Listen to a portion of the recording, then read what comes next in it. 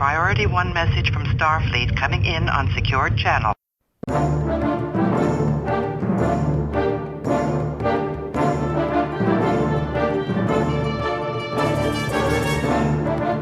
You are listening to the TrekRanks podcast, a member of the Tricorder Transmissions Podcast Network.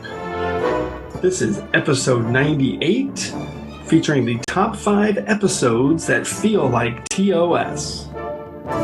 Welcome, Star Trek fans. I'm Jim Moorhouse. I'm the host of the TrekRanks podcast, and tonight we've got a unique topic for you. It's the first time in 98 episodes of TrekRanks that we're approaching a topic and basically saying that all of Trek is in play for you to choose, except for one specific series, which we're going to contrast those picks against. So tonight, everything is in play except for TOS and the animated series too, now that I think of it. I haven't really thought of that before. I don't think I told you guys. Who knows what you're going to pick? And we're picking episodes that remind us of the original series. And of course, why not? TOS is where it all started. And, you know, through the years watching Trek, there's been many different times where I've thought to myself, man, this episode feels like TOS. I love that episode. It's got that old-fashioned original series vibe. So this should be a fun one. And for a topic like this, we have the good fortune to have two experts with us when it comes to the original series. First up, returning for his sixth appearance on TrekRanks, it is Adam Hunault. Coolest episode titles, villains who weren't really villains. He's been on quite a few in the past. Adam, welcome back. Thank you. It is always great to be back. Love it. And our second guest is back for his second go-around. He was with us for episode 59, our top 5 series doctors. It is Chris Burris from the North Carolina sector. Chris, good to have you back on, man. Thank you. It's good to be back, and it's good to be with you and Adam tonight. And Adam, it's good to meet you formally, as we have encountered each other on Twitter several times. Good to meet you too. Twitter is the great Trek communal spot here for TrekRanks especially. All right, this is going to be awesome. Let's jump into our TrekRanks recalibration. What are you recalibrating? Everything. It's a sweeping, a recalibration of all systems. General order number 1 here at the TrekRanks podcast is that we love Trek and we love to rank Trek via some deep dive topics just to get the conversation started. And remember, it's not about the ranks. That's just an excuse for us to talk about Star Trek. But what is that Vulcan motto? Infinite diversity. In infinite combinations. And what is diversity? A celebration of differences. And as DePaul and Dr. Phlox just said, TrekRanks is basically just a big old celebration of differences. There are no wrong answers at TrekRanks. It's not about being right or definitive in any way. It's just about sharing the things that we love about Trek. And we love it all, from TOS to TNG, straight through to Enterprise and the Kelvin timeline, and now Discovery, Short Treks, Star Trek Picard, Lower Decks. It's all fair game here on the TrekRanks podcast. Black alert. Black alert. And a reminder that this episode of TrekRanks is current through Star Trek Discovery, Season 3, Episode 4. And one final reminder that we use episodes as a shorthand term, but the 13 films are always in play as well. Although I guess in this case, only 7 films are in play, doing some quick math. And you can find TrekRanks on the Net Access interface links at TrekRanks.com. And you can contact me directly on Twitter at TrekRanks or at Enterprise Extra. You can also call and leave us a message with your own picks at 609-512-LLAP. That's 609-512-5527. So to wrap it up, Adam and Chris, why don't you guys let everybody know how they can get a hold of you on the Net Access interface? Adam. You can reach me on Twitter at Adam Hunault. It's ADAMHUNAULT. It's French. It's kind of French. It's French. Chris, how about you, man? It is more than kind of French. Oh, you can find me at Burris CJ on Twitter. So I am usually there. And talking about Star Trek quite a bit. every Saturday night, especially on TOS Saturday night. I love those updates from you. All right, we are skipping our diagnostic cycle and jumping straight into our Prime Directive to see how everyone made their picks for this topic. I do not concur with your captain's decision. She's following our Prime Directive. Define Prime Directive. All right, Adam, let's start with you. How'd you figure out what an episode of TOS felt like? And then how'd you make your final picks and narrow everything down? I'm curious how you approach this. This was really hard for me because I guess unlike you, unlike a lot of people, I don't really watch Star Trek and be like, oh yeah, that felt like TOS. So the first thing I had to do was kind of think about what TOS felt like. Mm-hmm. So I made a little list, and I'll tell you what I had. I feel like a TOS season 1, season 2, and season 3 episode are all a little different from each other. But in general, I feel like TOS has kind of some humor and whimsy about it. It's a little bit camp. It's got really clear messages. It's colorful. Deals a lot with logic versus emotion. It's got monsters. It's got classic sci-fi subjects, not only monsters, but like mind powers and like godlike beings, transhumanism, that sort of thing, which had maybe fallen a bit out of favor in more recent Treks. Mm-hmm. But my real guiding light in figuring this out was I just tried to imagine what the TOS version of the episode would be. So I was like, if I changed, Cisco to Kirk and Quark to Harry Mudd, can I imagine this as a TOS episode? Okay. And that was kind of how I got there in the end. I love that. That's really good. Because I was going to joke that all those adjectives you used at the beginning is like, that's all of Star Trek, basically. Once you went through like 10 of them, the first 3, like humor, whimsy, camp, colors, that feels like TOS. But I love that tweak at the end. So you're going to, and I thought about it in that way as well, but I'll talk about mine in a second. Okay, so Chris, how about you? How did you approach kind of thinking about all of the canvas of Trek and how it relates to TOS? Well, for me, I looked at it as episodes that had parallel roots to a TOS background. So this isn't on my list, but for instance, like The Naked Now was a direct descendant of The Naked Time. Yeah. In so many ways, where the parallels were just so strong.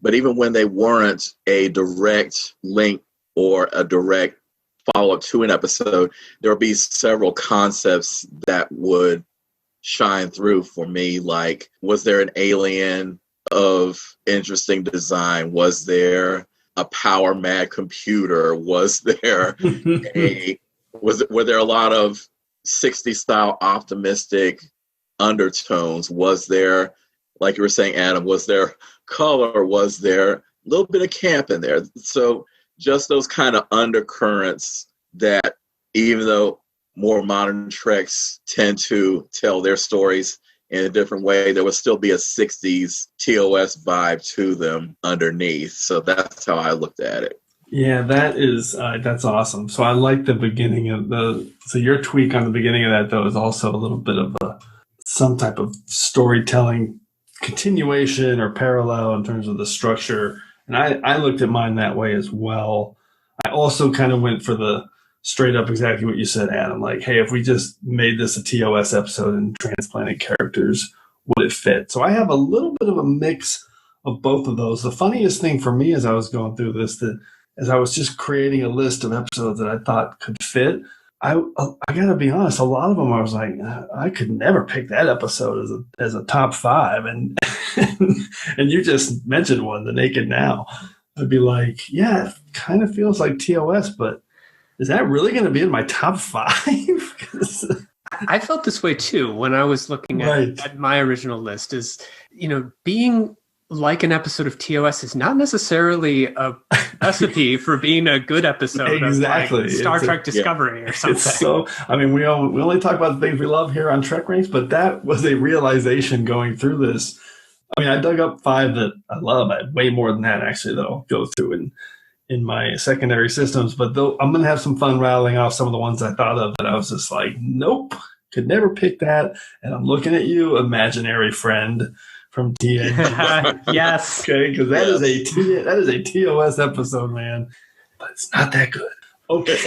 Well, what is the joke on Futurama that there are TOS has like 20 good episodes or 30 good ones? Yeah. There's 80 episodes, like 30 good ones. And by the way, that's pretty fair. But I mean, that's not. I mean, I love them all, but I think even in the bad ones, there's like something really good to get out of them. They're so charming. So. Of course. And it's funny that Futurama kind of crept into the conversation just then, because I did have some Futurama flashbacks as I was trying to make the list. Yeah. So it's like, oh yeah, that one, but that one wasn't too good. So yeah, it's so funny. All right, let's have Third Emoticon introduce us to the order of things. I am a Jem'Hadar. He is a Vorta. It is the order of things.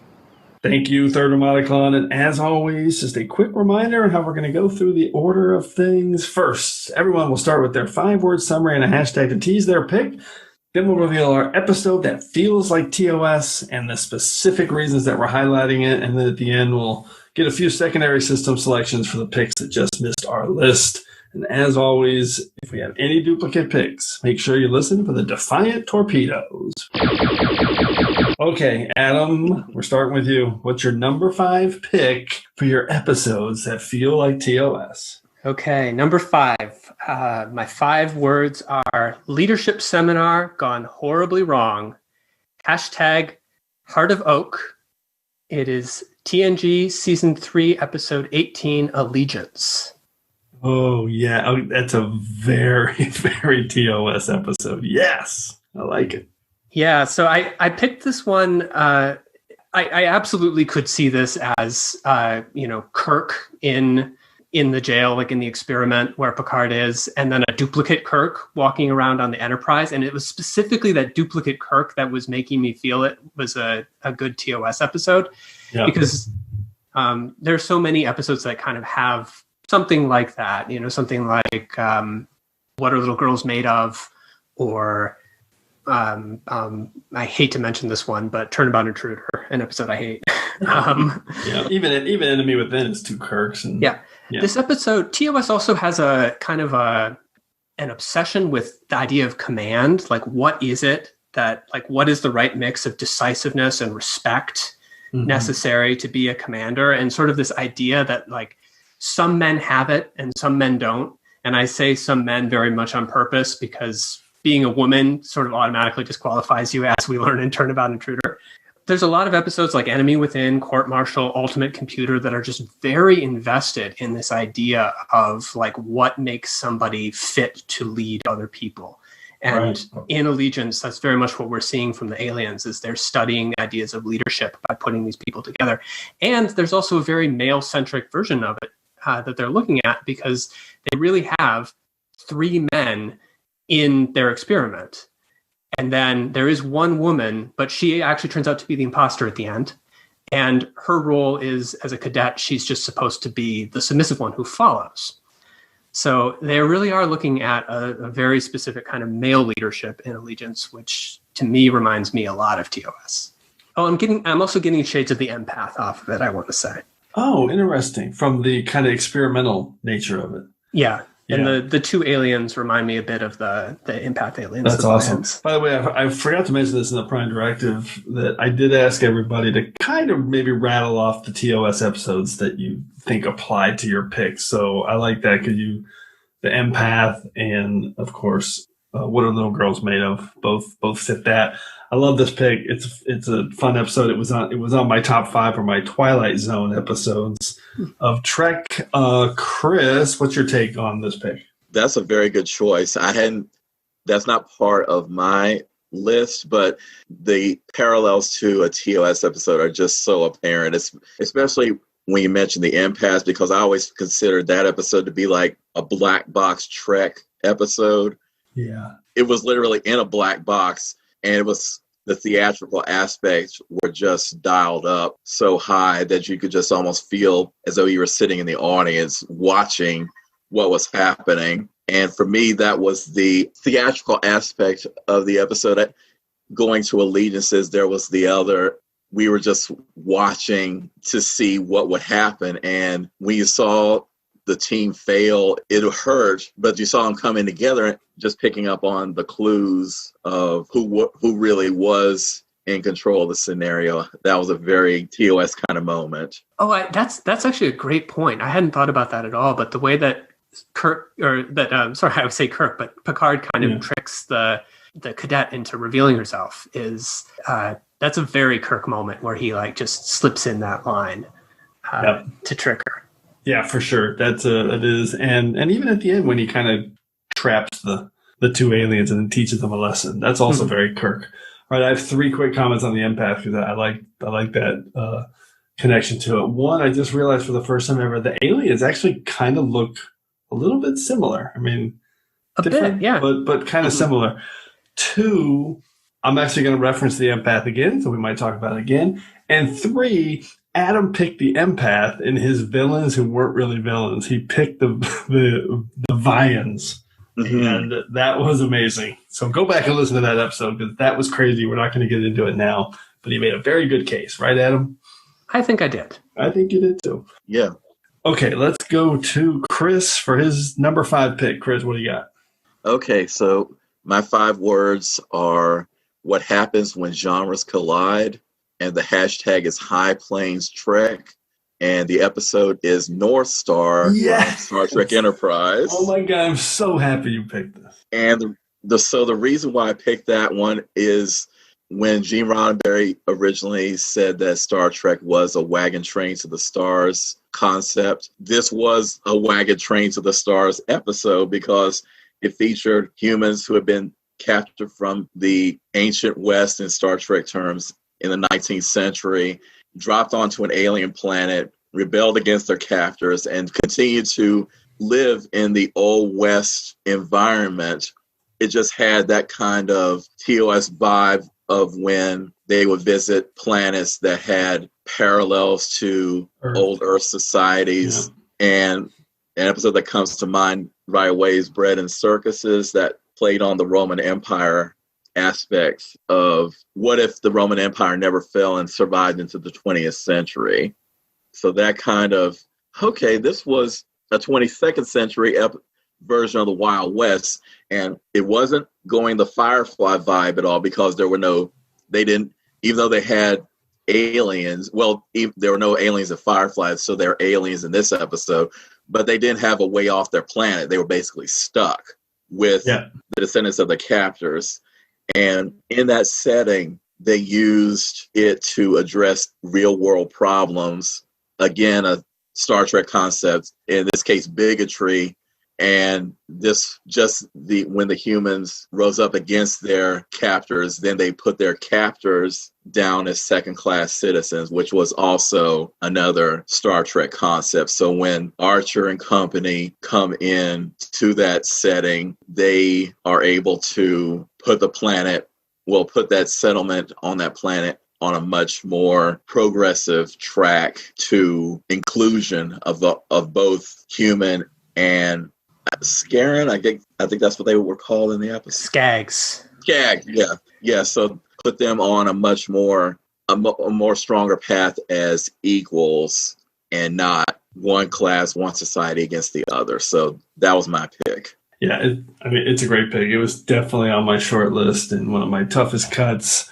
One of my favorite episodes of Enterprise, and it's also got that great vibe of like that trifecta vibe of Kirk, Spock, McCoy with that Enterprise did so well with Archer, Trip, and Temporal. I think they replicated that really good. And in Enterprise with those 3 characters the way no other Trek really did. Adam, what's your take on North Star? I couldn't agree more with everything that Chris said. I think this is a great pick. When I was trying to think of episodes, I was sort of trying to think if any of the other shows ever did a parallel Earth episode, like Miri or Bread and Circuses or Private. No, sorry, not a Private Little War. Piece of the Action. Piece of the Action. Patterns of Force. But yeah, Patterns of Force as well. And I couldn't think of the Archons. And I couldn't think of one. And this is it. It also, like Chris was saying, it has the clear moral TOS would maybe hit you over the head a little bit with their morals, I think this is definitely it. But I love the title of this episode with the reference North Star to the Underground Railroad. I think this is just fantastic. It's also kind of a TrekRanks favorite, isn't it, Jim? It is. It's been mentioned a lot. And I think it was one of my first picks on our episode 1 for comfort food episodes. It's one I rewatch a lot. I love it. Oh, yeah. All right, I'm going to go to my number 5 pick. There is some similarity here. It's a similar theme, although I picked it for a different reason. 5 words and a hashtag. Requiem for Earth's alien abductions. Hashtag 4 billion miles per second. My episode is Voyager Season 2, The 37s. And this episode, super fun premise, from finding a truck in space, which felt very TOS, to playing with the alien abductions of people from Earth in the 30s, from farms and rural areas to fighting humans in cryostasis chambers like in Space Seed. But the main thing about it that this episode I just thought was this cool premise of Janeway meeting up with Amelia Earhart. And that just is so TOS for me, whether it's Abraham Lincoln, Kirk literally meeting his hero, even though it's not really him. Apollo from Earth, Leonardo da Vinci, Johannes Brahms, Requiem for Methuselah, which is my associated TOS pick. And it's funny because this is basically a similar story to North Star, where the aliens plucked all these humans, brought them down, treated them like slaves. They rose up and they chased the aliens off, and they developed a human colony on this planet in the Delta Quadrant. So the 37s from Voyager. Adam, what's your take on this? A great pick. It was definitely on my short list. I feel like just the truck in space. I can TOS. I can imagine the TOS opening with like the badly matted truck floating through the starfield, and then maybe like an optical zoom in on it where it gets all like fuzzy. Yeah. I can picture that in TOS effects very well. Janeway is in a way kind of the most Kirk-like captain, which is sort of funny considering what we were saying about how the TOS idea of leadership is very male. Yeah, I agree with that. In fact, I think the main thing there is that Kirk's kind of a Wild West captain and Janeway's kind of a Wild West captain in terms of kind of being out there on their own a little bit in terms of the premise of the two shows. So that's where there's a lot of crossover and similarity. Chris, any take on the 37s? Well, just the opening to the 37s, like I said, it was an absolute TOS callback. All that was missing was a music cue. Dun, dun, dun, dun, dun, dun, dun. It was absolutely perfect. So the 37s was on my short list also. So yeah, you got a green hand, Abraham Lincoln, and a red truck. Okay, let's go to round 4. Adam, what's your number 4 pick? Okay, 5 words is imagination turns straw into gold. Hashtag the power of negative thinking. Oh, man. It is DS9, Season 1, Episode 16, If Wishes Were Horses. Wow. So this is very TOS. Yeah, so I actually had a number of DS9 Season 1 episodes that sort of came to mind for this topic.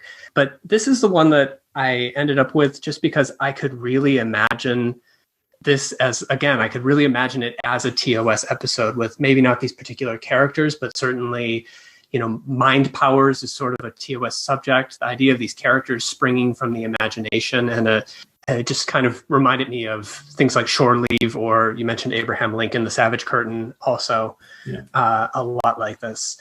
I also really liked, TOS isn't a very high concept show. I think what they tend to do is they sort of have like a sci-fi concept and they introduce it, and then they like explore how the characters react to it, and then they resolve it at the end. But it's much more about the characters than it is about the concept. And I felt like that's kind of what we were seeing here. Like we were learning about Bashir. This is kind of where Bashir turns the corner from his obsession with Dax. We were learning about Sisko. We were learning about O'Brien.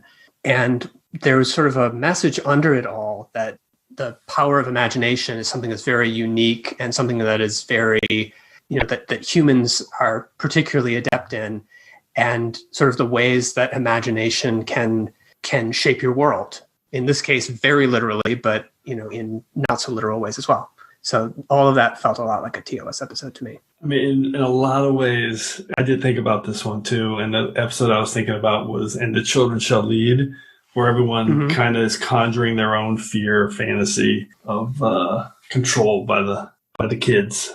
So yeah, this is a total TOS vibe episode, no doubt about it. Chris, what's your take? Same thing, and another TOS episode that comes to mind in response to this one is I, Mud, where the androids literally had the capability to fulfill the wishes of the Enterprise crew, where Uhura was given the promise of eternal youth and beauty. And it's like, how can you compete with that?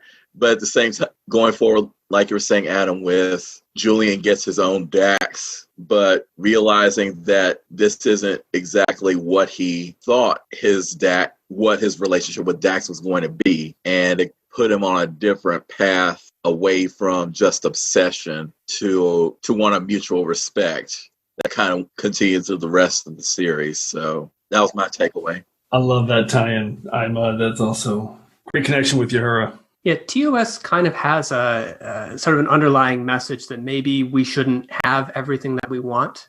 Kind of a puritanical message, actually, but there does seem to be, like in This Side of Paradise or something like that, a kind of a message that like we should have to strive for the things that that we desire. We shouldn't just have them handed to us. For sure, there's a lot of TOS like that.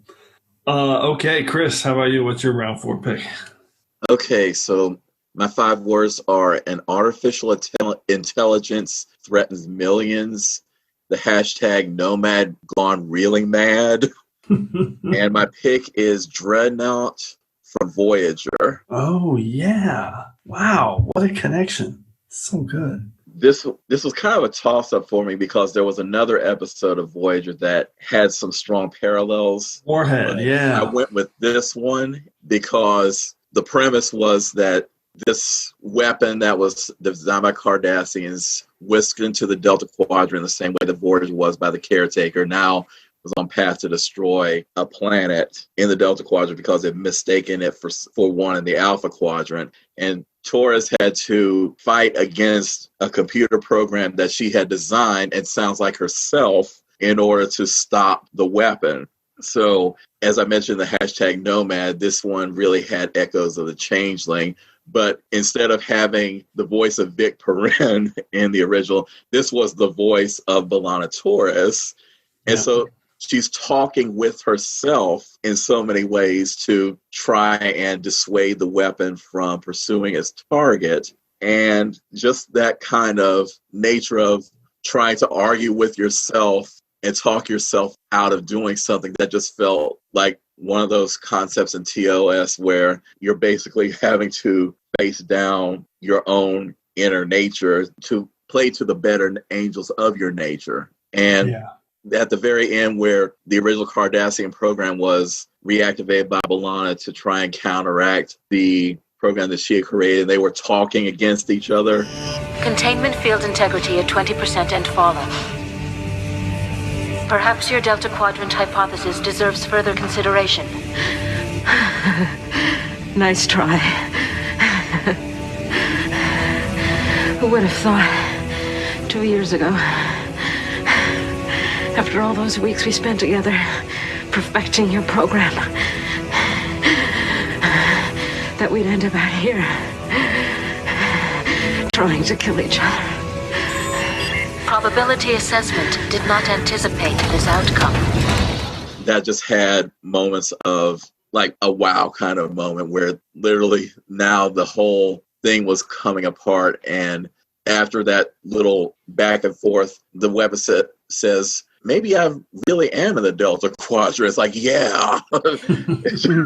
It's just had that kind of, well, we tried to tell you kind of moment. So, yeah, just that whole artificial intelligence that goes completely off the rails and needs to be stopped. That was TOS vibe through and through. Yeah, it's an awesome pick. I did not think of Dreadnought, especially in relation to the Changeling. It's brilliant. Dreadnought's come up like 3 times in our last 10 episodes. It's such an underrated episode. The one thing I'll say, it's so smart because when Kirk is talking to Nomad thinks he's talking to his creator, James Roy Kirk. And that's the same way that B'Elanna's talking to Dreadnought, and Dreadnought's talking to her creator. So very cool parallel there too. Adam? Yeah, I was going to bring up that the dynamic between B'Elanna and Dreadnought is a lot like dynamic between Kirk and Nomad. Yeah. Yeah, I mean, this is a great pick, and more than that, it's just a great episode. I mean, pure Trek. Yeah, maybe the way that it isn't so much like TOS. There's lots of ways that it is, but maybe one of the ways that it isn't is just a great growth episode for B'Elanna. You sort of see her fighting against the version of her before she joined Voyager. Yeah. And TOS isn't really known for the characters evolving that much, but this is definitely an evolution for B'Elanna. Yeah, good for point. Sure. All right, let's finish up round 4 with my pick. 5 words and a hashtag. Is there an ambassador beauty? #? And my episode is from Enterprise Season 1. It's Fallen Hero. And the episode I'm correlating it to is 2 of them really. Is There in Truth No Beauty? And Elan of Troyes. And there are lots of episodes in TOS where the Enterprise is moving ambassadors and dignitaries from one planet to another. And this is one of those types of episodes. I've never really ranked this one that high before. I've kind of grown to love it through the years, and it's very much like a TOS episode in that it's very kind of slowly paced. It all takes place on the Enterprise ship. There's not a ton of action, and the main plot point is just trying to move a Vulcan ambassador from Mazarite to a Vulcan ship before she gets in some kind of trouble. And yeah, it's just this one feels like a straight up TOS episode to me. The Brandon Braga, Berman, Chris Black story. And my favorite sequence in it is unrelated to that. It's one of the first times we see the ship go to Warp 5, which is a really cool scene. Oh, I'm going to add one note. I realized this as I was putting my picks together. John Rubinstein is a great character actor who's in this episode. He's in he's in 2 other episodes of Star Trek. One of them was the 37th, which I just picked, so that was weird. And the other one was the Vulcan trilogy. So he's one of the good guy Vulcans on the High Council. So that made me happy. Anyway, Adam, what's your take on Fallen Hero? Were there any bad ambassadors on TOS? I can't remember. Yeah, no, this is definitely shades of TOS, and I think it's also kind of a common story on TOS that you meet somebody who one of the characters has, usually Kirk, has like a great deal of respect for, and that person turns out to be not worthy of the respect. So good. Yep. Such as Ultimate Computer with Richard Daystrom, or that one's Spock, but Captain Garth, Lord Garth. Yeah. Or Colonel Green when he meets. Oh wait, no, not Colonel Green. No, not Colonel Green. But I'm forgetting his name, but the anthropologist dude in Patterns of Force. John Gill. Oh, John Gill. John Gill's a perfect example. Yeah. Chris, how about you? What's your take on Fallen Hero? Well, that's a great pick as well. And again, that's one episode I keep coming back to from Enterprise. I could just watch that one over and over because the acting is so good, especially with this different take on the Vulcan mystique as is being played in the Enterprise timeline, where the Vulcans were highly antagonistic against Earth, but the ambassador is friendly to Archer, wanting to embrace humanity in a much more casual way than any other Vulcan we had seen to that point. And it was throwing T'Pol slightly off her game as a result. So in terms of potential growth, that gave a little bit more for T'Pol to really consider after the events were over. And this is my science officer, Subcommander T'Pol. Tanar. Paksurat Irani. Najaral. But please, I've been anticipating the opportunity to practice my English. Yeah, and we should have mentioned that Fanula Flanagan plays the Valar, the Vulcan ambassador. She played Data's mom. She's in a bunch of other She's an amazing actor. And all right, awesome. End of round 4. Let's go to the soup round. And now, as I'm sure that somebody out there has said, it's time to pay for the soup. Adam, what is your number 3 pick? Okay, 5 words is collecting the bounty ad infinitum. Hashtag sipping jippers. It is Short Treks Season 1, Episode 4, The Escape Artist. Oh, so good. So good. I did not think of this. So this is the one where we see an android duplicate of Harry Mudd begging a Tellarite bounty hunter to not turn him over to Starfleet. And then, of course, when he is turned over, we find out that Starfleet already has a room full of these androids, and that it's Mudd himself who has been turning them in order to collect a bounty on himself. The reason I picked this one, so Star Trek Discovery did a couple of episodes with Mudd, and to be honest, none of them felt very much like TOS. They did a really dark version of Mudd where he was, letting other people be tortured to save himself, and straight up murdering people in his time loop as he's trying to take over the Discovery. And there's something to be said for that. I think, the Mudd we see in Mudd's Women is possibly a bit darker than the episode sort of allows him to be. Like, he's kind of a pimp and a human trafficker. He is. It's pretty dark. It's pretty dark when you really peel it back. It's pretty dark, but the episode doesn't treat it like it's dark. Mm-hmm.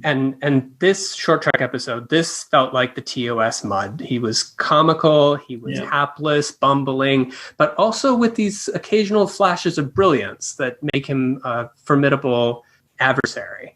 I speak the truth. Any fortune I may have had has been liberated by the Federation taxman. If I had any money, I'd be sipping jippers on a beach somewhere instead of being chained up in this piece of lovely cruiser. I don't buy it. I bet you stashed away a fortune. Oh no, trust me. I am the poorest man you've ever met. I'm telling you, I'm rich. You let me down from here. I'll make it worth your while. I'm listening. You'll never have to set foot in a slum like this again. I'll give you so much latinum, you'll be able to wear a cape, and nobody will be able to say anything because rich people get to do whatever they want. Your enemies will be positively green with envy. Greener. So to speak. You'll be invited to only the finest soirees. And so this felt like Mudd, and this felt like Mudd's Women to me. And also, it was just good to see Harry win for once. Yeah, I love this pick. I didn't think of it. It's depending on the day, this is my favorite Short Treks. The other one is Calypso. I'm always kind of going back and forth. But this one just feels like TOS. It feels like a full episode, too. In 15 minutes, you feel completely satisfied that you've got a full narrative. And it's total Harry Mudd. I love it. Chris, what's your take on The Escape Artist? Well, this was one that I would not have considered, so very good pick, Adam. And just the fact that this is a Harry Mudd episode, because letting Harry Mudd collect bounties on himself, that is like the ultimate scam. And who else but Harry Mudd could pull that off? Yeah, and the tie-in with Mudd is genius. And by the way, this script is by Mike McMahon, the showrunner for Lower Decks. Just brilliant. So not that continuity is necessarily the most important thing about this episode, but I would guess that it's set after Mudd. I mean, that's the only way he would have these androids, right? No, I was thinking before, and then he ended up there. I don't know.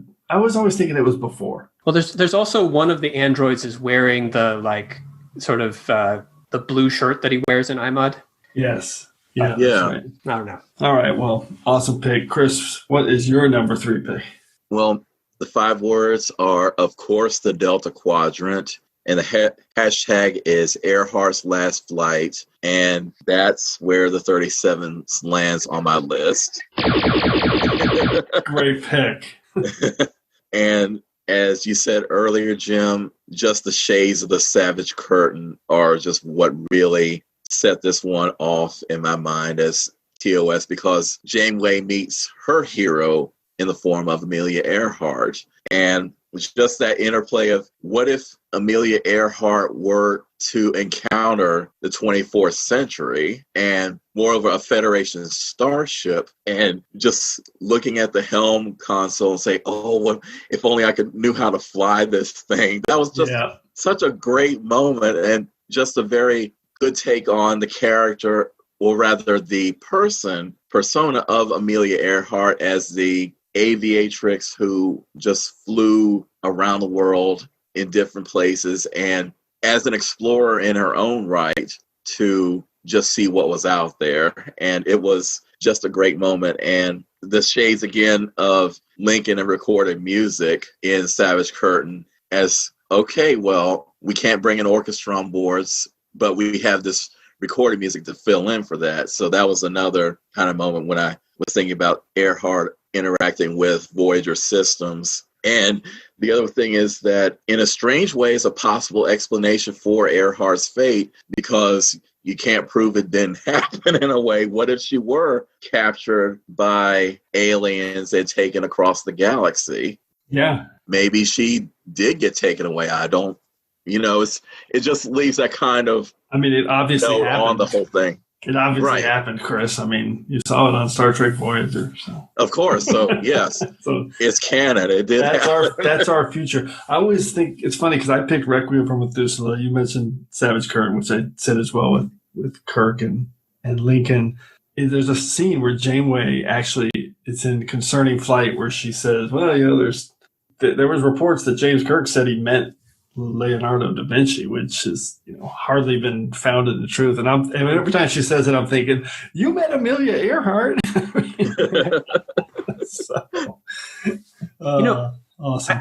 I just want to stick in here. How great is Sharon Lawrence in this episode? Oh, she's so absolutely good. There's such a vibrancy to her, and they have these nice little scenes where, like, my hashtag was 4 billion miles per second, which is what Paris tells her the speed is, and her eyes are just like, what? Yeah. Yeah, I'm a fan of NYPD Blue, and she was on that show for probably I think 5 or 6 years. But she has more to do in this 1 hour of Star Trek than she did in that entire run on NYPD Blue. She's really amazing. Yeah, they give her a lot of nice scenes. And she brought Amelia Earhart to life. Like I could see Amelia Earhart as Sharon Lawrence. For sure. Really good. All right, our first duplicate. Let's close out the soup round with my number 3 pick. 5 words and a hashtag. A wink of a takeover, hashtag moving you to the front of the line. And this is Voyager Season 3, Episode 24, Displaced. Oh. And this is this cool episode where I love the perspective of this, because it's for the first 15 minutes, you have no idea what's happening. Like, these Nurians are just kind of showing up one at a time, and Voyager crew are disappearing one at a time. You're not really sure if they're bad guys, or it takes about 15 minutes before you realize, oh, this is this really cool slow drip concept of a villain kind of removing everybody one at a time, which is a really clever storyline. And yeah, so I'm comparing this to a lot of TOS episodes where the ship gets taken over by aliens in kind of this way, whether it's wink of an eye or by any other name. It's just a fun episode for me. I think this is the first time I've ever picked this episode, and might be the first time it's ever even been on TrekRanks. But in terms of deep cut continuity, I just want to call out this one thing that I love about this episode. And I have no idea if they did this on purpose or if was a coincidence. But in Discovery, the Vulcan Hello opening teaser, the Crepusculans, they're on the Crepusculans homeworld, and they have this super distinctive kind of high desert canyons with these egg sacs kind of attached to them and these structures along the desert walls. There is one of the environmental simulations on this ship when they're trying to get off the ship. Looks exactly like it. It's unbelievable. I'm going to tweet it around this episode again, because it's an amazing piece of continuity that just blows my mind. That I'm just not sure if somebody copied it or if somebody knew about it and then copied it for that, or if it's just a complete coincidence. When you see it, you won't believe it. Anyway, I love this episode. It's a total TOS vibe of aliens taking over the ship. And Chris, what's your take on this one? Well, that's a brilliant pick, because it just the idea of slowly replacing the crew with an invasion force, even though it doesn't seem that way at first, it's a total TOS idea. And even though it's too late for anyone to do anything about it, like going back to iMud, where Scotty's literally thrown into the transporter and beamed down to the planet, where they basically have to find a way to fight back, and then using a weakness of their captors against them, in this case the cold environment, to force a resolution. Right. Another good callback to TOS. So yeah, very good one. It fits in that regard. Adam, how about you on Displaced? Yeah, I didn't think of this at all, but this is a great pick. I think the characters being replaced one by one is very Invasion of the Body Snatchers, which is one of those classic sci-fi subjects that I think TOS would reference. They didn't exactly do this on TOS, but there are a number of times where it's like, the crew is being sort of subverted one at a time, like the Naked Time or the Side of Paradise, and they're just sort of losing control and don't even realize it. Yeah. Yeah. Okay, let's go to round 2. Adam, what's your number 2 pick? Okay, my number 2 pick, 5 words, a man of special conscience. # good tea, nice house. It is TNG Season 3, Episode 3, The Survivor. Yes, that's a good pick. Excellent. So this episode it feels so much like a TOS setup. There's so many TOS episodes where a guest star gets introduced and there's something weird about them, and it's not quite sure if it's menacing, but like there's something incongruous, and it's like, what is it? And we spend a while trying to figure out what it is. Whether it's, I can list off a ton of them, Flint, Tristan Adams, Khan is a bit like that, Roger Corby, Lazarus, Zephram Cochrane, just a ton of people, Lincoln and Surak. So also we've got a godlike being here, which is something that TOS would do quite often, that the later shows don't do that much. Yeah. And lastly, we have a composited matte painting of the destroyed planet and the house and the crew beaming down into it, which seemed really TOS to me. I love this pick. You have now picked 2 of my episodes that felt like the Twilight Zone, so this is great. I think that makes sense because maybe TOS feels a bit like it does. TOS feels like the Twilight Zone. My 2 guests on that show picked, I think, 90% TOS episodes. So yeah, there's obviously some crossover there, and there's actually a TAS episode called The Survivor without the S. True. But I love the Hunault. This is a total TOS vibe. I definitely considered, but didn't want to pick it again. For episodes of this one, seems like I had Requiem for Methuselah, This Side of Paradise, and The Children Shall Lead a little bit because of the children as the only survivors of the massacre of all their parents. And This Side of Paradise, yeah, that's smart too. I hadn't thought of that one. I love it. Chris, what's your take on the survivors? Another good pick, and for some reason, I always, as an aside, I always thought that John Pertwee, the third Doctor on Doctor Who, would have been a good take to play the alien in this episode, because he just kind of favored him in my mind. But again, the godlike being, that's total TOS, and the fact that this being just wiped out an entire alien race with a thought. And it's like, holy crap, I can't believe that. I saw her broken body. I went insane. My hatred exploded, and in an instant of grief, I destroyed the Hunault. Why did you try to hide this from all of us? Was it out of guilt for not helping Rishon and the others when they were alive? No. You don't understand the scope of my crime. I didn't kill just one Hunault, or 100 or 1,000. I killed them all. All Hunault. Everywhere. And Picard realizing that when you are faced with a being that can do that, the best way to handle it is to just leave him alone. Yeah, the ending is great because people are like, well, how do you just let him? What are you going to do? I mean, Picard's literally like, we have no crime. We have no punishment that fits your crime. Yeah. So just stay. We're going to leave.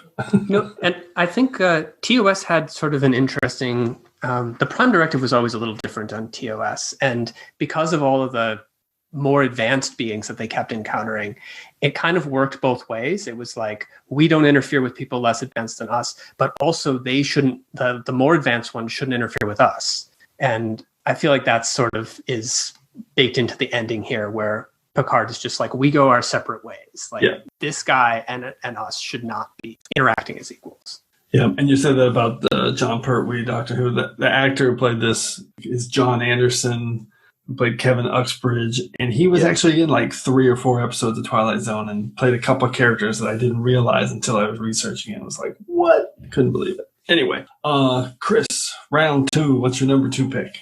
Okay, so my 5 words are the anniversary episode for the franchise, and the hashtag is Clever Tribbles. And the episode is Trials and Tribulations from DS9. Smart. And what feels more like a TOS episode than an actual TOS episode that's not?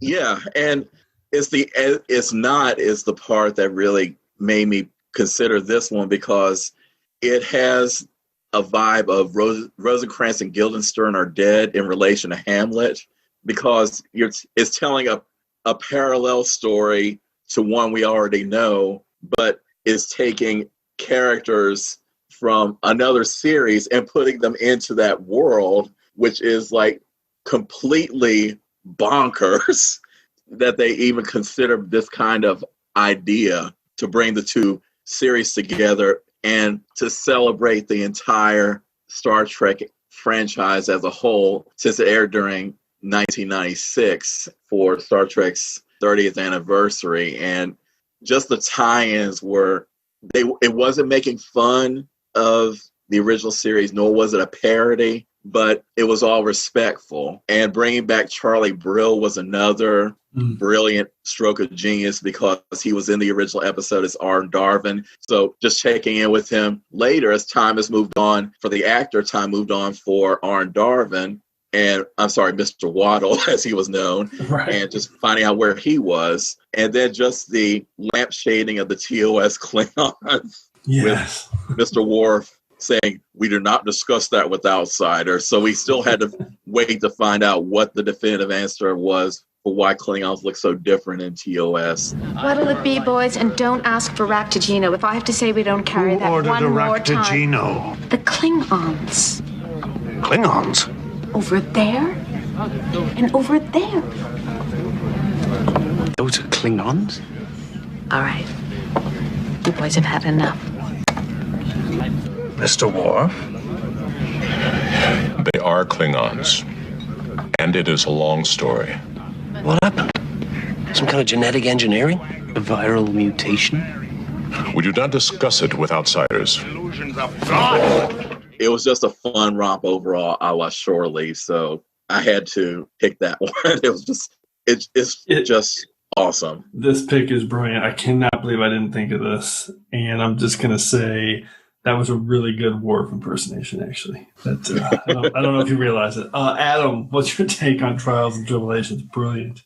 Yeah, this is a great episode, and honestly, I don't know why, but I just sort of ruled this one out. Just this one and In a Mirror Darkly, I just was like, I'm not gonna touch those. They're maybe like, they feel like TOS because they've got the TOS, sets and uniforms and all of that. And it's funny. I'm so glad you picked it. I didn't even think of it. I'm so glad you picked it because I did not think of it. Brilliant. All right, let's go to my round 2 pick. 5 words and a hashtag. Burnham's Return Journey to Tomorrow, hashtag Katra Connection. And my episode is Discovery Season 1, Episode 6, Lethe. And I'm tying this into Return to Tomorrow as well as Journey to Babel. And this one, a little bit of a surprise pick for me as I was going through it. I obviously love this episode. It's one of Discovery's best. And not just because of the kind of amazing backstory that we finally get on discovering Burnham's kind of real connection to Spock and Sarek and their upbringing together and the Vulcan Expeditionary Group and all that stuff, which was just so much fun with the rift between Sarek and Spock and discovering all that baggage. But I love this exploration of the Katra connection that is shared by Sarek and Burnham, which we first saw in series openers. It was Battle at the Binary Stars. It's really cool. Obviously something that we've seen touched on in a lot of places in Trek. But guess where one of the first places we really ever saw this kind of connective shared consciousness was in Return to Tomorrow, where the evil Hunault is being controlled. He's inside Spock's body, controlling Spock, and won't give it back. And there's this great twisty ending that I just love. One of the best things about that episode, where Nurse Chapel saves the day when she drugs Hunault without him knowing about it, and because Spock's consciousness has been placed inside Chapel, and she obviously secretly loves him, so they've shared this consciousness, and everyone thinks that Spock is dead because his orb had been destroyed. And I love this whole kind of the starting point of how the Katra and your consciousness can kind of be moved around in Trek, which we've seen in a lot of places through the years. And the way that Burnham has that in her as well as a character, even though she's human, because Sarek gave her a piece of his Katra when he was saving her life. Just really cool. I love the connections here. So this one's less of a kind of this feels like a TOS episode more than it has all this connective tissue with TOS. It makes me think and kind of live TOS while I'm watching this one. So, Chris, what's your take on Lethe? Well, this one almost made my list, but didn't. And again, as we're saying, it's just a good parallel to A Return to Tomorrow, where Burnham has that kind of connection with Sarek, and she's the better for it. As a result, as we find out later, that both sides of a mind meld can retain the better parts of each other. And very good pick. Yeah. Adam, how about you? Yeah, everything you guys said. This is a great episode. It also has, I think, an unusually successful retcon in it. Not all retcons work out, but I think for 50 years we were all going, why was Sarek so angry at Spock for snubbing the Vulcan Science Academy? Like, that's really unreasonable. Sarek's a horrible father. And then we watched this and we were like, oh, it makes so much sense. He compromised himself so much to give Spock the opportunity to go there. And then, Spock just wouldn't do it. It really is an amazing retcon. And one of the best things about Discovery's kind of framework and platform, especially in season 1. Yeah. And I'm impressed that you were thinking of this one too, Chris. It's a good outside the box pick that I was surprised ended up on my list. Okay, let's go to round 1. Adam, what's your number 1 episode that feels like TOS? Okay, my number 1 episode, 5 words. Jogging hotties espouse zero tolerance. hashtag any hat. It is TNG season 1, episode 7, Justice. I was wondering if this was going to show up, and it shows up at number 1. So Justice is an episode that, it has a really bad reputation, and every time I watch it, I'm like, that is so good. What is everyone smoking? Okay, please continue. What makes it feel like TOS? Just to go into that, like, we've definitely got some camp here. We've got a godlike being, not only a godlike being, but a godlike being with a booming voice, like the Guardian of Forever or the Metrons. We've got this sort of like 60s free love sort of sexiness going on. The Ito homeworld seems to be kind of planet short bus. Just as an aside, when the Ito are like all hanging out together in that room, like giving the massages and stuff, there's a number of them are like sitting in groups of 2. So they're couples, but they have like women couples, men couples. It's very coded, but I would argue that this is an example of them sneaking a little bit of LGBT content into an early TNG episode. Also, in addition to that, we have a really TOS-like take on the Prime Directive here. Yep. TOS Prime Directive, it was, we don't interfere, but that didn't extend to contact. Like you could definitely, you don't hand out phasers to people like door prizes, but you could definitely be like, yeah, hi, I'm from space. And it's much more like that in this case. And also we've got, a very Kirk speech moment from Picard at the end to sort of carry the day as he argues to the Edo god that that no law can be absolute. It would have to be unjust. And he convinces it that it's all right, that they're going to break the Prime Directive in this small way in order to save Wesley Crusher. So yeah, for all those reasons, I feel like this is TOS-like episode. In terms of why it's a good episode and the fact that I'm putting it at number 1, I just feel like a lot of the hate on this episode kind of comes down to just, a couple of embarrassing lines from Wesley Crusher that were just not that well written. And then just the sexiness of it, I think, makes people uncomfortable. TOS had sort of a very open, and like as much as could be on television in the 1960s, they seem to suggest that there was a very open attitude towards sex in the 23rd century, kind of coming from Gene Roddenberry's own attitudes. And we see that here. And I think later Trek had a more kind of repressed feel to it. And especially, going on to some of the very later episodes of the Berman era. And I think that squeaks people out. I think the kind of Club Med look of these aliens is, off-putting to a lot of people, but the Edo are awesome. And, the episode's exploration of the Prime Directive and like the not absolute nature of the Prime Directive is also really fantastic. I mean, you break it down well. I'm trying to decide which joke I'm going to start with. So this is not an episode that feels like TOS. This is basically the Gene Roddenberry episode of TOS that he wasn't able to make because he would have. This is basically just a TOS episode. It's amazing in that regard. Anyway, Chris, what's your take on Justice? Well, for all the reasons that Adam gave, it's the TOS episode that you said, Jim, what Roddenberry was never able to make because, the sexiness that was in this episode, and it was also so 80s at the same time. It kind of had the feel of one of those 80s teen sex comedies in places where there was just everyone's just, there's sex everywhere.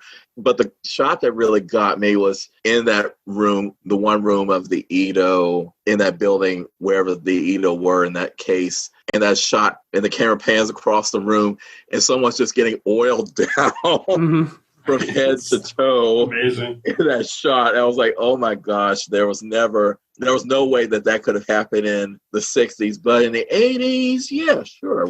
Why not? That dude had a physique. That guy was, yeah. Yeah. And I did think about this one, so I figured it might come up. I love that it's at number 1, especially once I get to my number 1. All right, Chris, let's go to you. What's your number 1 pick? Okay, my number 1 pick in 5 words is Can't Keep Phase 2 Down, with the hashtag Writer Strike Rebound. And the pick is Devil's Due from TNG. Yes, perfect. It's such a TOS vibe, but it also literally is kind of born out of TOS in Phase 2. Yeah, and it was an unproduced script from the Star Trek Phase 2 series that was abandoned in the 1970s in favor of Star Trek the Motion Picture, resurrected by the 1988 writer's strike along with The Child, but The Child ended up being produced for season 2, and this episode was held back until season 4. So again, you have the Enterprise saving a planet from a so-called otherworldly force / godlike being, and in this case, that isn't the case at all, a la Wolf in the Fold, where the original Enterprise went to Argelius and ended up facing Jack the Ripper. But in this case, it was a being that was purported to be the god, or rather the devil / being that bound the people of Argelius to the, see,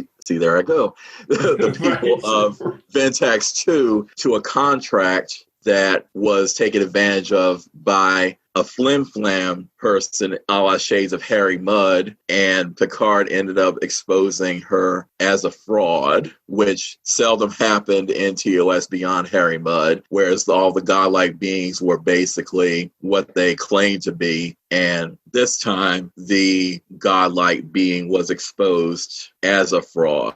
But the other thing about this episode was that in TOS, Kirk was always the ladies' man who basically could get any woman he wanted, human or alien, or in the case of Sylvia, a little pipe cleaner about 3 inches high.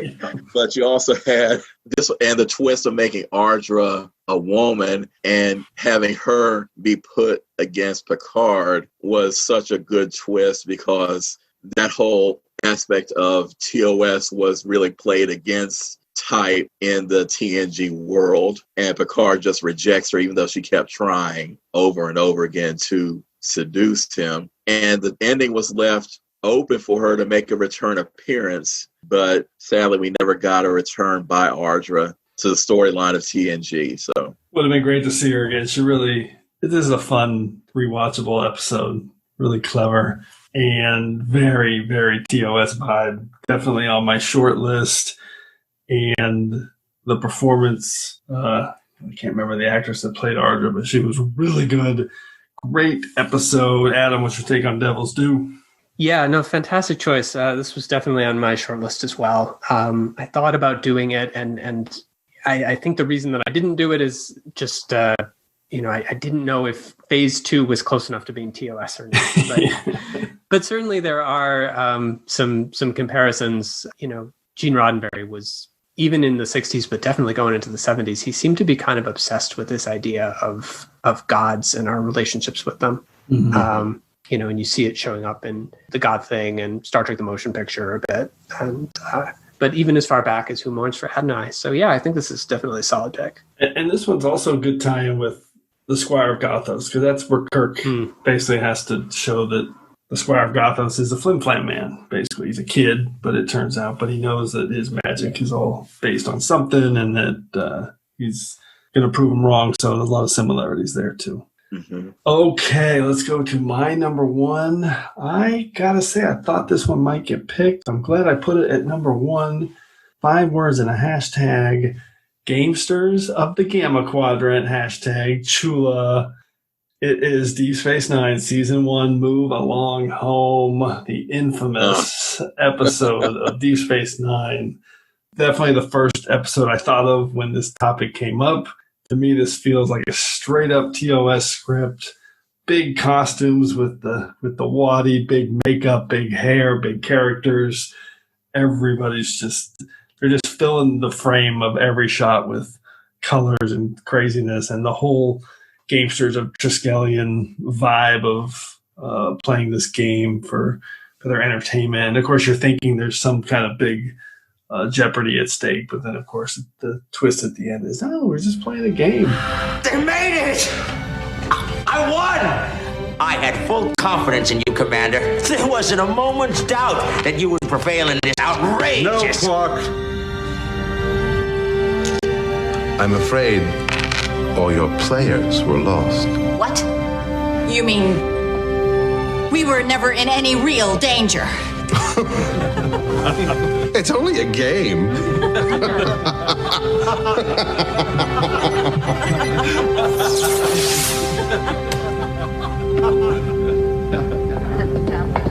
Time to move along home. But lots of kitschy fun, and I think people appreciate this episode more now because they can kind of look back at the camp and kind of enjoy it. Anyway, great episode, super fun. I love Chula, which a little bit of trivia, which I did not know until I was looking at this episode. It's one of those words that's combining chutes and ladders. So Chula combines the two words, chutes and ladders. Brilliant. Thought that was really cool. I never knew that. It's a Michael Piller story. Move along home. Adam, what's your take on this? Yeah, this is a great pick. As an aside, I want to say I really feel for Kira in this episode. A lot of times when Starfleet weirdness happens around Kira, I'm just like, yeah, right. I'm just like, she's got to be thinking like, I've never gone to high school. 6 months ago, I was living in a cave and fighting Cardassians, and now I got to deal with this. That's a good point. That's a really good point. But yeah, no, it's a great episode. It's a great episode for its likeness to TOS. I don't think it's a great episode. I think at times it feels like it's vamping a little bit, like it hasn't got quite enough to fill up the hour, which is also a very TOS quality in a number of their episodes. For sure. Well, it's funny because this episode, people forget it ends like in one of the like a standard cave scene where they're like climbing along a cliff and someone's going to fall. It's like, what? They were in the game. What is going on? Chris, what's your take on Move Along Home? Alan Moraine. Yep, Alan Moraine.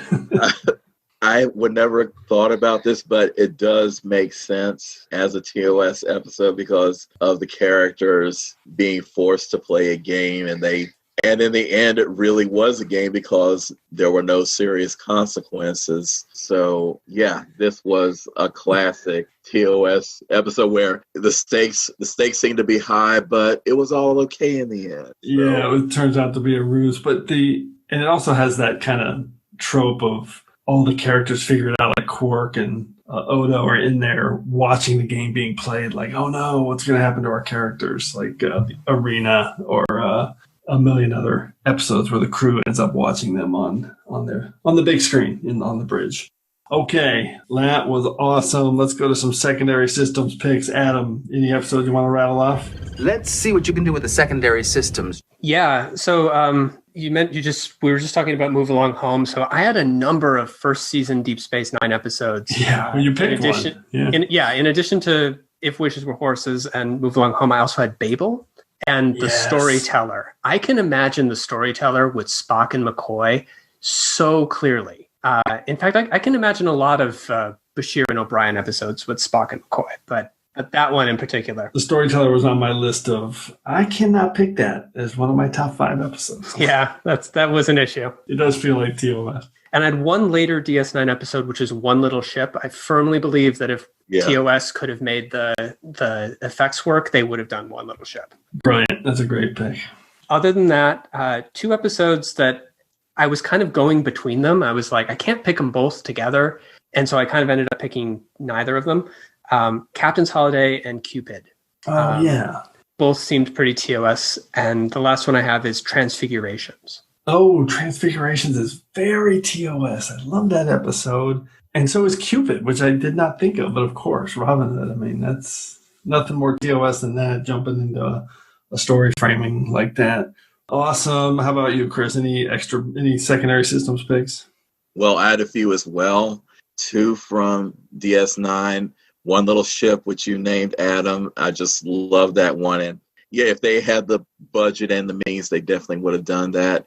Another one is Duet, because it was a real character study of basically 2 characters in one space, which was a TOS way of a bottle show. And it just had that kind of vibe all the way throughout. Then I had 2 from Voyager, one of which was the one that I thought about when I was considering Dreadnought, but it was Warhead, where the doctor was an unwilling vessel to an artificial intelligence. So again, a mad computer taking over.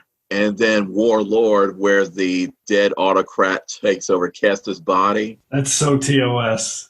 Yeah, kind of Enemy Within, but it just had that kind of vibe. And then the last pick was from Discovery, and it was Brother from season 2, where Captain Pike assumes command of Discovery. And it had the bonus of a character who we kind of got to know, but then ended up getting killed during the events of the episode. And he wasn't a red shirt, so that was another little twist. I like that. And Captain Pike feels pretty TOS as well. All right, awesome. I'm going to rattle off a few more. I had Peak Performance, like the Ultimate Computer, just kind of the War Games feel. My toughest cut was, I love this episode from Enterprise. It was actually number 1 on my Enterprise Guilty Pleasure, but I did that like 10 episodes ago, so I couldn't pick it again. It's Civilization, which just is a straight up TOS episode where they find a planet and they beam down to kind of check it out. I love it. Yeah. The Cloud from Voyager is very the immunity syndrome like. The Royale is obviously very TOS like. Terra Nova felt like this side of paradise to me in some ways. Encounter at Farpoint is like a total TOS episode with non-corporeal super beings. The Thaw felt like the Empath, and from my not good enough list, I also had Hide and Q. Yeah. Imaginary Friend, which I mentioned. Okay, I'm going to give one special shout out because I love this movie. Everyone likes to rip it, but the first 9 minutes of this movie feels like you were dropped into the middle of a TOS episode, and I love every second of it. It's Star Trek Into Darkness. I love those first 9 minutes where McCoy and Kirk are on the planet trying to save these indigenous race, and Spock's trying to drop his super magnet. I can't remember what they call it. Ice cube, super ice cube or something. Anyway, I love that first 9 minutes. Feels like a TOS episode to me. I've always said that. All right, awesome job, guys. I love this topic and the fact that we were able to dive into a few episodes that we haven't really talked about a lot on TrekRanks. Kind of a unique way to look at it. So now let's get into our regeneration cycle and go through some stats and a quick recap of our picks. Computer, activate regeneration cycle. Alcoves beta and gamma. Okay, Adam, what were your top 5 picks? Okay, number 5 was TNG Season 3, Episode 18, Allegiance. 4 was DS9, Season 1, Episode 16, If Wishes Were Horses. Number 3 was Short Treks, Episode 4, The Escape Artist. Number 2 was TNG Season 3, Episode 3, The Survivors. And number 1 was TNG Season 1, Episode 7, Justice. A brave man picked Justice at number 1. So you had 3 TNG, 1 from Deep Space Nine, and a deep cut Short Treks pick. I love that. Chris, how about you? Your top 5. Okay. So my number 5 pick was North Star from Star Trek Enterprise. Number 4 was Dreadnought from Star Trek Voyager. Number 3 was the 37s, also from Star Trek Voyager. Number 2 is Trials and Tribulations from Star Trek Deep Space Nine. And number 1 is Devil's Due from Star Trek The Next Generation. I love that cross-section of Prime Directive for your picks. You had 2 from Voyager and 1 each from TNG, Deep Space Nine, and Enterprise. That's a great list. And my top 5, number 5 was from Voyager, the 37s. Number 4 was Fallen Hero from Star Trek Enterprise. Number 3 was Displaced from Voyager. Number 2, Lethe from Discovery. And number 1, Move Along Home from Deep Space Nine. And we had 1 duplicate pick and a quick recap of our picks. We had a lot of TOS episodes mentioned, so I won't try to rattle all those off, but there's about 20 of them. But we spread it around really good. We had no films, no Picard, no Lower Decks, which you would expect. But we did have 1 pick each from Short Treks and Discovery, and then 2 from Enterprise, 3 from Deep Space Nine, and 4 each from TNG and Voyager. So really good cross-section. Basically at least 2 picks from the 4 90s series, and then 2 picks from Discovery and Short Treks of later Treks. So super cool. Love this topic. And we were all pretty brave with our number 1s because we had Justice, Devil's Due, and Move Along Home in the number 1 slots. That is That is not exactly the creme de la creme. Absolutely true. I love it. For a topic like this, you had to be a little bit brave. And there were some I thought about, but I was just like, no, I can't pick Imaginary Friend, although it really feels like TOS. Yeah. Okay, let's go into our temporal causality loop. The Enterprise has been caught up in a temporal causality loop, and I suspect that something similar may have happened to you. And for this week's temporal causality loop, we're going back to episode 94 in our top 5 cold opens. And we got in another great voicemail. This one from friend of the show, Debbie Maltasanti, who's been on the show a couple of times. Need to get her back on. And she crushes it with her 5 cold opens. So her top 5 cold opens. I'm going to play that voicemail right now. Hi, Jim. It's Debbie Maltasanti calling in. I think I found a few cold opens that didn't get mentioned on episode 94. For my Prime Directive this time, I tried to spread things out through all the series, or at least most of them. At number 5, I went with Trials and Tribulations, DS9 Season 5, Episode 6. I absolutely love the 2-time agents, Temporal Investigations. I love their little back and forth. I also adore the whole peaty aroma with a touch of lilac that Bashir and Miles tease Worf about in that cold open. At my number 4 pick, I went with Equinox Part 1, which is Voyager Season 5, Episode 25. Just the total action, but we have no idea what's going on. What is this ship? Who are these people? The thing is clearly in ruins. What a great cold open. For my soup round pick, and I almost did a muck time because of the plomeek soup, but instead I went with TOS Season 1, Episode 21, Tomorrow is Yesterday. I absolutely love, whether it's remastered or not, the Enterprise creeping back up into the atmosphere when it's been thrown back in time to the 60s.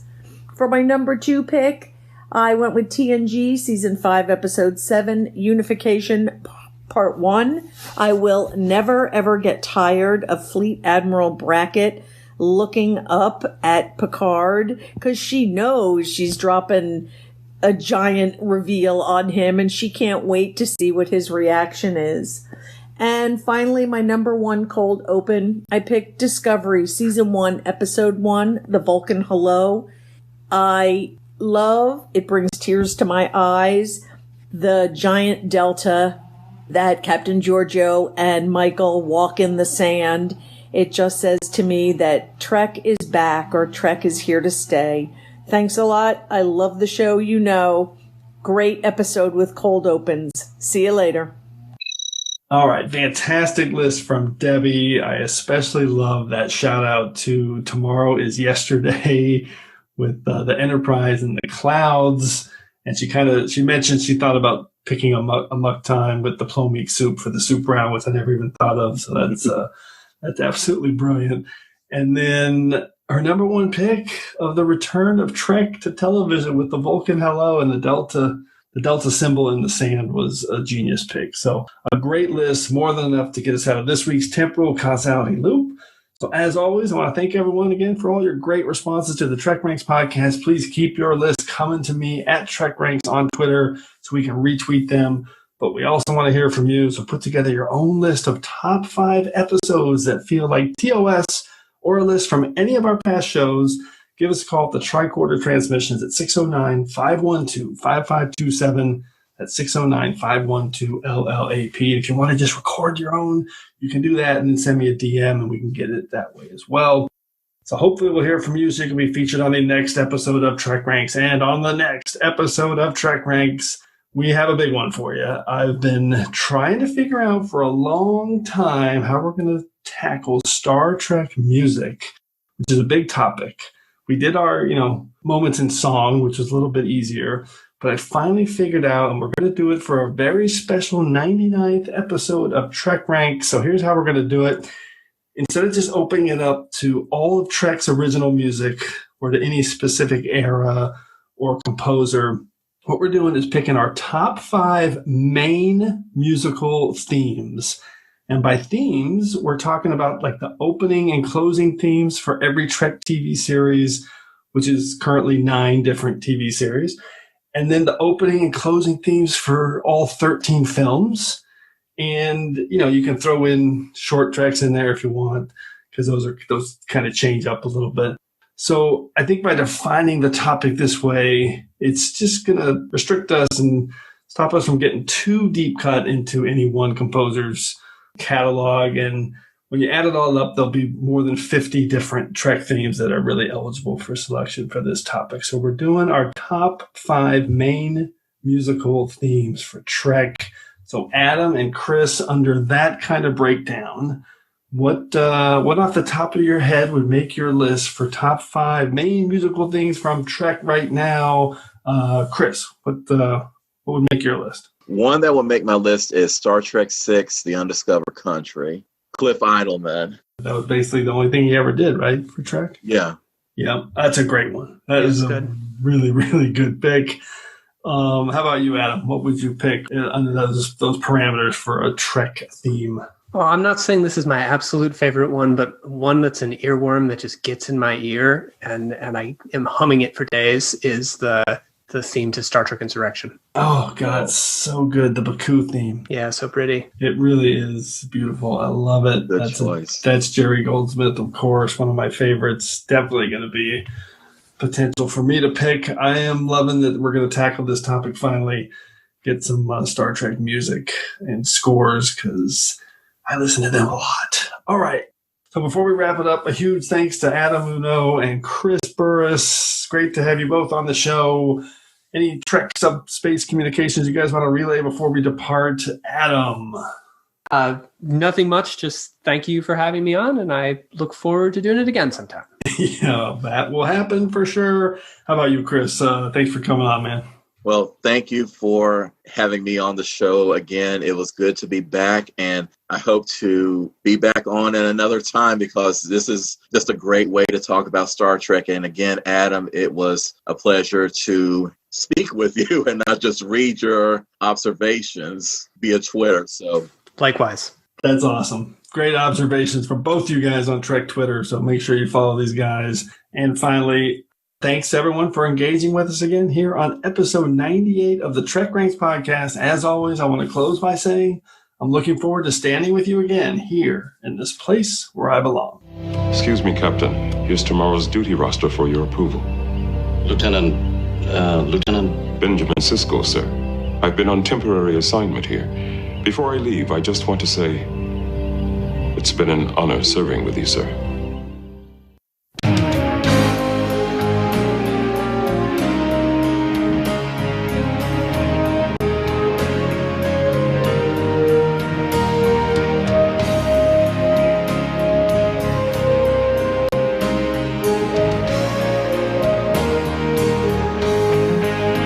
Just want to remind everyone again that the entire TrekRanks catalog is available for you to download and listen to at TrekRanks.com and on your podcast player of choice. Our episodes never get carbon dated, so check out the topics you've missed and maybe just want to listen to again over at TrekRanks.com. And a reminder to check out our friends 5-Year Mission at 5yearmission.net. They're writing a song for every episode of Star Trek, and you won't believe how great their music is. They also have a podcast at the Trekkies Network, so seek them out. You won't regret it.